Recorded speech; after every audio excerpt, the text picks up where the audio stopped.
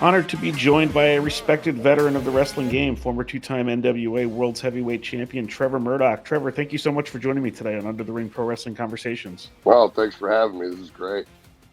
Great. It's so great to have you. So let's start with what you have coming up. You're going to be competing in the Crockett Cup with tag team partner Mike Knox. What's it mean for you to be competing in the Crockett Cup, and what do you think a team like with Mike Knox is going to be like? You guys have teamed up a little bit. We've teamed up a little bit, yes. My base is I'm a tag team wrestler. That's where I kind of come from. So the Crockett Cup has always been the tournament to be a part of. And now that I'm having that opportunity, and I've got a tag team partner like Mike Knox, man, I'm excited. I'm fired up. Not only I'm excited to be a part of it, but I think we can take this whole thing. And it seems like two very physical, very agile big men, too. Guys who might not be doing things that people are going to expect for guys of your size. Well, and we're old school pro wrestlers, but we still, we're athletes at the core of it. And so we like to go out there and kind of give something a little different for the people. You know what I mean? Anybody can kick and punch, but when you're a guy our size coming off the top rope, it's pretty exciting. Yeah, definitely.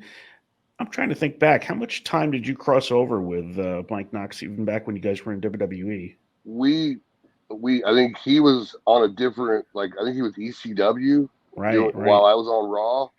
But, wrestlers all kind of intertwined with each other. We've seen each other on the indies growing up and coming up in the business. And we had always kind of laughed and joked like, one day, brother, one day we can do it. And now that we're here in the NWA, now we're getting our opportunity. Very good. So if you had to give a scouting report for yourself to someone else, how would you describe your style and your persona? I'm a smash mouth style pro wrestler, old school. There's no frill to me. I know that the good Lord did not give me a face and a body to look at and enjoy. God gave me a body to work. And I understand that. And when you watch me wrestle and you watch a guy like Mike Knox wrestle, it's kind of hard not to believe what we're doing because we're in there laying the wood to people and doing our best to take people out of the realm of believability. As a pro wrestler, our job is to be an entertainer, but our job is to make you forget where you're at, to draw you in. And I think Mike and I do a really good job of that. Definitely. That's something that I've always enjoyed about your body of work, particularly just the absolute, the realism, the real commitment to the craft of pro wrestling that you show. I'm also one of those guys who isn't afraid to take it as well as I give it, which, yeah, and that makes for a good competition. Yeah, absolutely. You've been with the NWA from the very start in 2019 in the Power era with Billy Corgan. What about him and his style and your taste fits well? With Billy, he doesn't micromanage and try to tell you what to be. He lets you be who you are. And that was one of the things when I first sat down with Billy. I asked him, what do you want? Because every promoter has an idea of what they want, and they're pretty, they want you to stay within that box. And what Billy told me was, I just want you. You're the wrestler. I'm paying you to come in and you wrestle. Don't get me wrong. I have some talking points I'd like to steer you towards, but go out and do you, Trevor. And that was very freeing. I hadn't had a promoter do that for a long time, since Harley, Interesting. So for him to give me that and give me that space and that openness gave me a lot of room to create and express, just do things that I had in my head, for a long time, idea wise. And you've been able to have a nice amount of success in the NWA, and you've gotten to wrestle in all sorts of different places. I know you guys were at the Chase, and then even recently the World is a Vampire Festival down in Mexico. What have some of those scenarios been like for you? First off, with the Chase, man, I mean, that's just historically, I was the first main event for the NWA World title. the first pro wrestling match in that building. Been 37 years since the last match was in that building. Wow. So to not only be there for that, to be for the NWA World Heavyweight title, to win it, I mean, it was just a magical moment. Like, I couldn't ask for a better scenario when it comes to winning the world title. When it comes to the World is a Vampire tour, I mean, you're mixing rock and wrestling. It's a great concept because some of the fans are very similar. You know what I mean? There's a lot of cross promotion in that aspect. And for the fans of that festival, they not only got to see a ton of music and a ton of bands, but they also got to see some great, great wrestling. So why wouldn't you want to buy a ticket? We were in front of 25,000 plus people for the show. And then, of course, for the music festival and the actual late night event, they had upwards of 40,000 people there. Wow, that's tremendous. And you got to think, too, in an event like that, some of those people are also seeing pro wrestling maybe for the first time in person. So you get to be their first impression, you and like Psycho Clown. Yes. And you talk about it, him and I beat the snot out of each other too. Yeah. So it's just it's fun when you're able to put wrestling in a unique setting like that. And it's an interesting idea. And I'm actually kind of curious to see where he ends up taking it because it's very unique. I know we have some other shows booked following, with Billy's tour. They did a loop in Australia. That was really successful. Took half the crew over there for 3 weeks.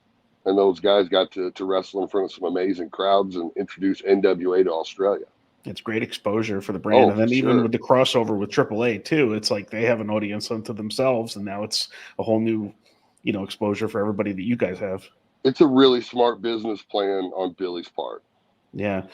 What do you like most about the shows that the NWA puts on?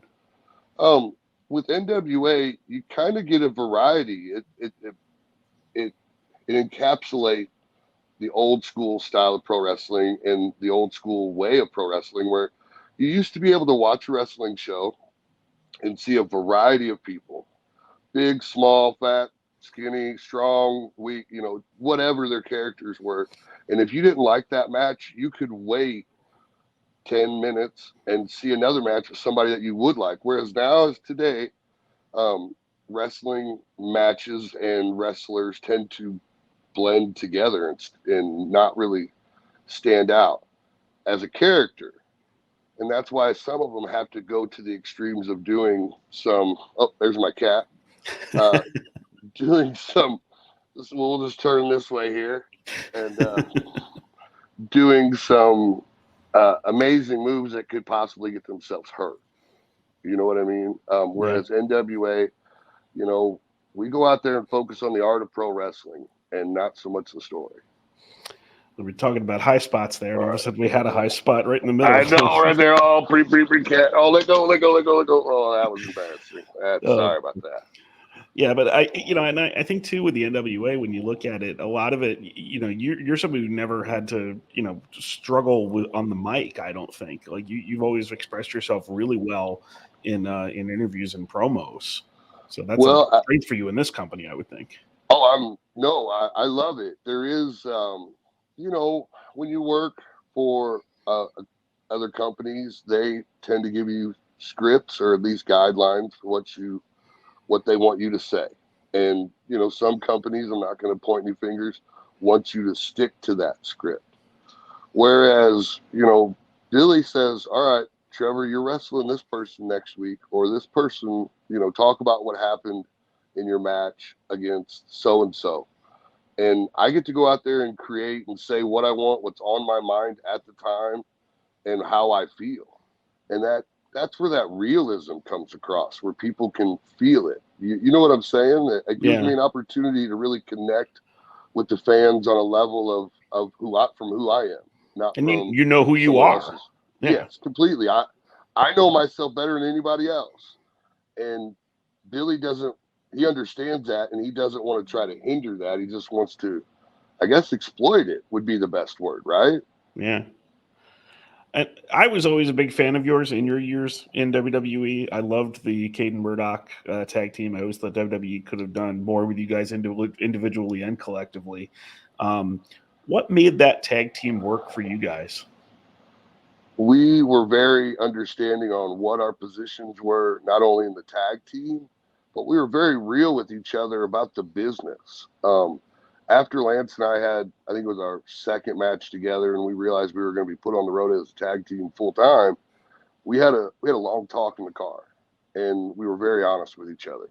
They could split us up at any time. They don't keep tag teams together for a long time, but we can at least be honest and trust each other and tell ourselves, what the truth. There's going to be times that we aren't going to want to tell each other the truth, and because it's going to be hard, but we're going to have to. And if I can trust you, you can trust me. When it's time, we can go our separate ways when the company wants us to, and we can still be friends. And we were just very real with each other. The other thing too is we had a very similar style of pro wrestling and psychology of pro wrestling and what stories we wanted to tell. He was trained by Shawn Michaels. I was trained by Harley Race, and their psychologies are very similar. So that, him and I blended very well like that. It's interesting. I would not have thought of that from the Shawn Michaels Harley Race perspective, but you think about both of them in the ring, and it was relatively similar styles, but completely different looking guys. Right, but if and obviously Shawn was more of a high flyer. But if you look at the way the story of psychology of the matches he had, they're very similar. Yeah. Shawn comes from that old school era of pro wrestling, and Harley was kind of on his way out while Shawn was coming in. So, those generations cross paths. Yeah, and the old school probably thought that Harley was a high flyer when he was coming in too, doing the diving headbutt off the top and the knee and everything like that too. A lot of I'm sure the older guys were complaining he's killing the business coming off the top rope. Oh my God! Which it's evolution. You know what I mean? But what did Cade mean to you personally and professionally? Personally, like, he became one of my best friends. My kids called him Uncle. He came to Christmas parties here in Elvin. He came to, Thanksgivings and vice versa. I remember having several meals with his grandma and his sister and her husband. And he became a brother to me, a guy that I could truly depend on inside the ring and outside the ring. And in the ring, you're talking about a 290-pound gorilla that could move like a cruiserweight and had an attitude if he wanted to back it up. You know what I mean? Lance and I kind of got a reputation in WWE as, you mess with one, you mess with the other. So it's just in your best interest to leave them both alone. There was a time where back in the day when Triple H wasn't on the greatest terms with Billy Gunn and Road Dogg. And we were doing a house show and I forgot where it was, but Billy and Road Dogg were doing a signing down the road, and they had sent the message that when Hunter came out for his match, they were going to hit the ring and kick his ass. Ooh. So Hunter comes up to us. We didn't know anything about this. Hunter comes up to us and explains the whole story to us and says, I want you guys to watch my match. And of course, we're young guys. We're like, of course we watch your match. Oh yeah, that's every night, Hunter. You're the man, and like, quit kissing my ass. And they explained the story. And we said, of course. Like, he goes, as soon as you see those guys hop over the rail, you come out there and you eat their lunch. And of course, we watched the match. They didn't show up. Nothing happened. But it really signified to us, like, they knew that we would go in, we'd take care of business when we were told. Yeah, that must have been, I guess, probably when they were in TNA, when they were doing a lot of the, talking on TV about, the guys that left and everything. Yeah, it's, just stirring up business. Sometimes people got hard feelings, and, those guys will take it to the limit. At least they used to back in the day. Yeah. I mean, you and Cade it was a relatively short run. I think it was, 4 years you were in WWE, but 3 tag team title reigns. So it was always, I always look forward to you guys whenever you were out there. Probably one of my favorite tag teams of that generation. So you're obviously an old school pro wrestler. You were a Rhodes and you're a Murdoch, so I know you appreciate that. Right. Who were the people you liked and watched when you were growing up? Obviously, I was a Dusty Rhodes fan, and then when those guys were all intertwined together. Once you watch several Dusty's matches, you're going to find Harley. And when I once I found Harley, I was hooked. We're talking about a guy who, when he came to the ring, you believed every single thing that guy did. You know what I mean? From the moment he walked into the ring to the time he stepped through the ropes to the time the bell rang, he was very intimidating, and he always won at the very, like, as a young guy watching a Harley match, I would get angry because he would win all the time, but it was just barely so close at the end. And of course, as I got older, I realized what he was doing was he was building his opponent, making him look like $1 million, and then beating him, which garnered 10 times more respect for him. And then, I got lucky enough to meet him later on down as I got older, and I connected to his hip. That's great. And I was going to ask you, actually, what was it like the first time you met Harley Race, and what was he like to know and learn from? The first time I truly met Harley Race was at a Motel 8. He was starting a wrestling company. The Motel 6, I think it was, sorry. And I'm down in the lobby because they're looking for guys to fill spots, just basically, jobber guys. And it's Harley Race, a fifth of vodka, and Gordon Soley sitting at a table in a lobby, and they're on this yellow notepad, and they're talking about the match, and Harley's looking for a guy, and he looks up and down the line, and he looks right at me, and he goes, "Do you have a license?" And I said, "Yes, sir, I do." He goes, "You're going to be wrestling Greg the Hammer Valentine tomorrow." And yes, sir. And at that time, that was the first name I'd ever gotten into the ring with. Got to the show the next day, and Greg was very kind and gracious and was going to give me some moves in the match, for breaking kayfabe a little bit. And so we're up at the Gorilla about to walk through the curtain, and Greg and I are going over the match, and Harley's right there, and we get done, and Greg Harley looks at Greg, and pardon my French, you guys can beat this out, but he goes, "The kid doesn't get shit." And I started to laugh, and Greg looked at me and said, "Okay, you heard the man." And so for the next 6 minutes, I proceeded to get my butt whooped. Wow, that's great. And Greg Valentine, that must have been quite an experience too. Oh, I was so excited.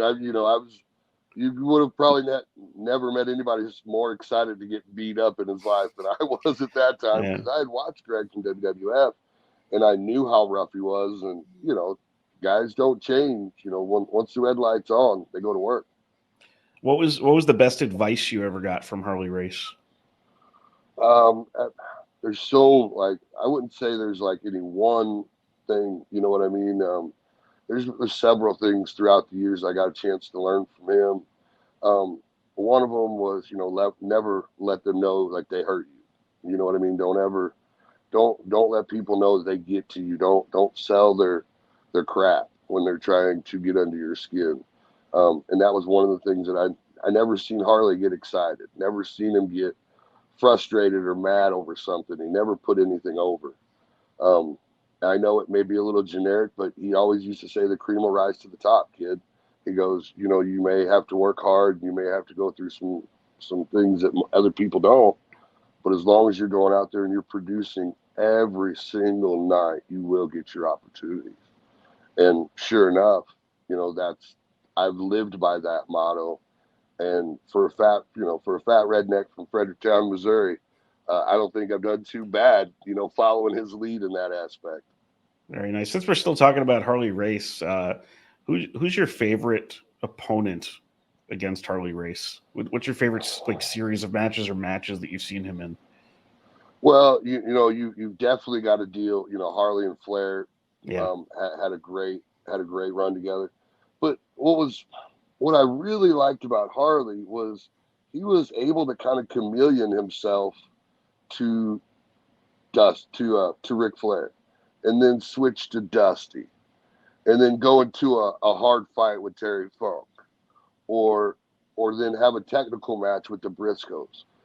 He could match up to any of those guys and look like he was just as good as they were. Yeah. You know what I mean? And that's such a talent to do. And then you would watch him do something crazy as that and as what's the word, like graceful, when a guy would shoot him into the corner and do that flip bump into the corner over the top rope and onto the floor. And that guy's 260 pounds doing it like a cruiserweight. You know what I mean? Yeah, his match in the Silverdome against the Junkyard Dog was pretty. I mean, he was probably in his mid to late 40s at the time, at that size, and literally like every move in the match is just him flipping over the rope or the corner. Or at one point, he does the diving headbutt attempt from the apron to the concrete and misses. And he knew, because was there 98,000 people in the Silverdome? Like, you got to do that. And for him, that was what that match, I think, went all of like 12, 13, might even went less. 14. Yeah. And he went out and killed it. And for him, he probably barely broke a sweat, because you're talking about a guy who was very common for him to go hour-long matches every single night. And here we are 36 years later, and I'm still remembering almost beat for beat everything I watched when I was a kid. Right, but it drew you in. Okay, you may have heard the Stooge reports and wrestling is not real, but man, when you watch a movie, I don't go and watch Star Wars thinking, oh my God, I do not want to go in space. It is crazy, because it's real. No, it's meant to draw you in and for you to forget about all the troubles you got going on in your life. And if you're having an issue with your boss and you got heat with your boss, you can kind of associate that to a bad guy like Harley.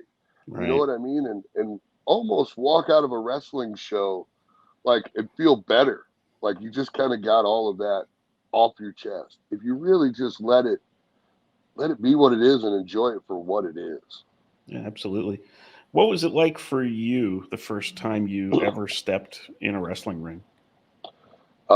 It was the scariest thing I had ever done in my life, because I've never been the guy, look at me. I'm just not that type of individual. So when you step into the ring, all eyes are on you and your opponent. You know, everything you do is being watched and scrutinized. But I had a sense of excitement about it too, because there is nothing cooler than hearing those fans chant your name. Or if you're a bad guy and they're booing you and you know that you're able to control their emotions and you've got them right in the palm of your hand. And when I got to step into the ring for that first time, even though I was under a hood, I got to hear people cheer for me, and it just got me excited. It's almost, you've heard other wrestlers say this too, I'm sure.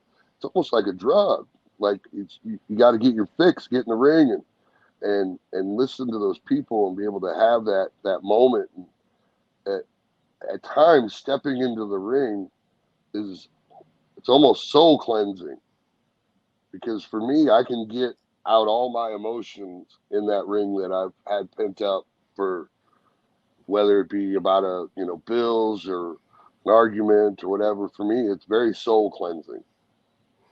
Very good. And what's it like for you now, since you're the veteran now, when young guys are asking you to watch their match and give them any feedback? It makes me feel good.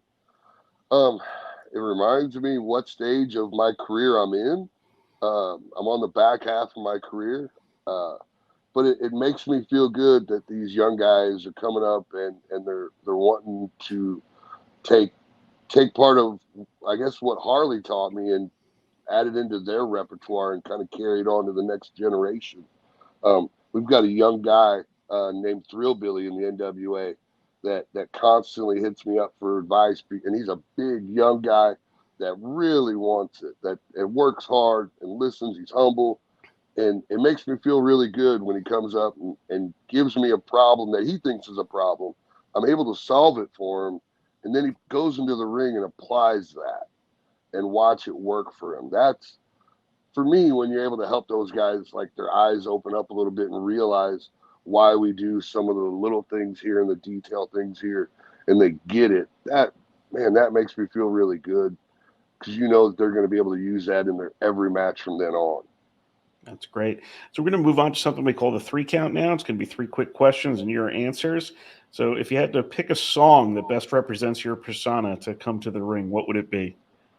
A song and my persona. Like right now, my entrance music Jackboot, and it's a Billy Corgan song, and it's got 0 words to it, but every emotion of anger and intimidation that I want to come across when I step into the ring. When I come through that curtain, there's a statement. I believe Johnny Valentine said, they may not believe in they may not believe pro wrestling is real, but I can make them believe that I'm real. And that's what I want when I step through that curtain and step into the ring, and when I walk back out. I want them to go, I know pro wrestling's fake, but that match that Murdoch was in, I don't know. You know what I mean? Like, I want them to suspend disbelief. What's great is that when I did the 3 count with Billy Corgan, I was asking him to associate different songs of his with wrestlers, and I'm realizing now that I just did that in reverse with you with this song. Well, it's my little Easter egg that nobody really knows. You know what I mean? Like, I'm coming out to a Smashing Pumpkins song that I love it, man, and it's intense, it's aggressive, it's everything I want people to feel when I walk out to that ring. So you mentioned, you're kind of the blue collar wrestler with no frills. What is the fanciest gear you've ever worn? Man, I used to have pleather trunks. I'll tell you this, okay? Right before I got to the WWE, I spent 6 months in Japan in the dojo, and they have very elaborate gear makers. So I had this beautiful pleather robe made. One was blue, one was black. Both had silver flames going down the front and back of gorgeous robes. Had pleather trunks, blue and black ones, and they were great for Japan. Right. But I was wearing that same thing when I got my job with WWE, and I remember the first time I wore them out. Arn Anderson came up to me after the match, and he goes, "Excuse me, aren't you an old school pro wrestler?" And I said, "Yes, sir." And he goes, "Then why are you wearing pleather?" "Pleather, Trevor, pleather." I said, "Yes, sir." And I went to the gear maker and I said, "Can you please have me a pair of spandex black trunks and blue trunks made, please?" Very nice. The last question, since you're a big pro wrestling guy, what 3 matches would you show someone to introduce them to the sport? Well, okay. Now this is just like some of them's not of them. Okay, one of them is going to be a Japanese match between Takayama and Kobashi. I got to be ringside for that. I think guys would, if I was introducing you to pro wrestling, you'd get excited about that. I think the cage match with Flair and Harley, because I'm a Harley guy, I think people would really get behind that. And then let's see here. Trevor winning the NWA World Title at the Chase at 73, man, I think that would bring him to the house. Nice. Very good. I tell you what, too, for the Flair and Harley in the cage, I love all of the setup to the original Flair for the gold, too, with Harley with the mutton chops and the suit and the 10 pounds of gold under his, and also like the bounty on Flair with Bob Orton and all that stuff. That's the great. I used to kind of bust Harley's chops, in that, because if you remember, he's screaming at the camera and he's begging somebody to take the reward. And there's a moment where he's yelling out names and he pauses for a second and he goes, "Kabuki!" and we found that very funny that was one of the guys in there, and we asked him about it and he goes, "Trevor, I lost my train of thought for a split second and all I could think of was Kabuki." That's tremendous. I got to go back and watch that now. Please. Yeah. There'll be like a 2-second pause and then it's Kabuki. Oh, that's tremendous. I love that he knew right off the bat too. Oh, instantly. That was like a lot of people don't know. Like, you could sit down with Harley and watch one of his matches and he would be able to tell you detail what was going to happen. Like, he could remember every bit of it that was going to happen next. And you'd look at him and go, "But that was like, when was that?" And he would tell you exactly the date, where it was, and how long he went in that match. And you're talking about a guy who wrestled every single day especially as world champion, Yeah. He was home maybe 300 and he was gone 300 and 40 days out of the year. So he'd make it home 20, 25 days a year. He was wrestling everywhere. And to be able to remember that much detail of a match was amazing. And you seem like it was so fortunate for you to have that master's education in pro wrestling from the Bible of pro wrestling sitting right there. So I asked him everything, you know what I mean? And I asked him some of the good stuff and some of the bad stuff. And he was always upfront and honest with me. But he also could sit there and tell you what he was thinking in a match from 1973, wherever it was, you know what I mean? Tremendous. Well, Trevor Murdoch, thank you so much for joining me today on Under the Ring Pro Wrestling Conversations. Check out the Crockett Cup when that's coming up, June 3rd and 4th, Winston-Salem, North Carolina. Been a real pleasure to have you on today. Thank you so much. Thanks for having me, and sorry about the cat, and hopefully I'll be able to come back. All right. Have a good one. You too.